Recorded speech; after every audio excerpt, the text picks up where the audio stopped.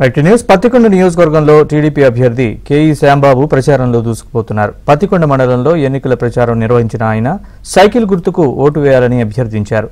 రాష్ట్రం బాగుపడాలంటే వైసీపీని ఓడించాలని పిలుపునిచ్చారు.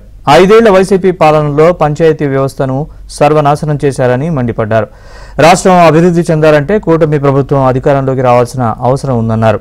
మే 13వ తేదీన సైకిల్ గుర్తుపై 2 ఓట్లు వేసి అఖండ మెజారిటీతో గెలిపించాలని శ్యాంబాబు కోరారు.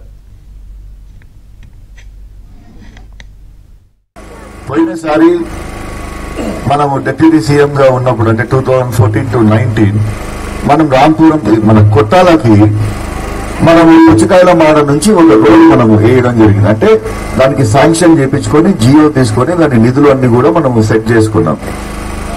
దురదృష్టవశాత్తు గవర్నమెంట్ మారింది. గవర్నమెంట్ మారిన వెంటనే సరే మన చేతుల్లో కాకపోయినా గానీ వాళ్ళ చేతులతో అన్నా ఒక ఊరికి ఒక రోడ్డు పడుతుందని చెప్పి మేము ఆశించాము. కానీ రావడం ఈ జగన్మోహన్ రెడ్డి అన్ని ఫండ్స్ అన్ని తీసేసుకొని ఆయన ఇష్టం వచ్చినట్లు ఆడుకున్నాడు దానితో.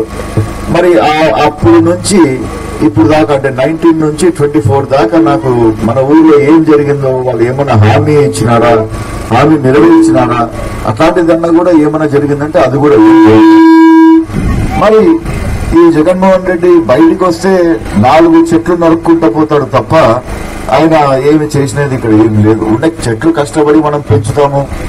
ఈయన ఏం భయం ఉందో, ఎవరు షూట్ చేస్తారో ఏమో అనుకొని ఆయన పరదాలు కట్టించుకొని ఉన్న చెట్లు మొత్తం నరికి పాడేసి ఆయన ధోరణ అలా ఉంటే ఇక్కడ ఉన్న ఎమ్మెల్యే గారి ధోరణ ఇంకో రకంగా ఉంది. ఊరు తిరిగితే ఎక్కడ శాండ్ ఉంది, ఎక్కడ లిక్కర్ అమ్మొచ్చు, ఎక్కడ ల్యాండ్ మాఫియా చేయొచ్చు అని ఇట్లాంటి దొంగ పనులు ఈమె చేసుకుంటూ పోతుంది. అందుకోసమే మీరందరూ బాగా ఆలోచించాలా.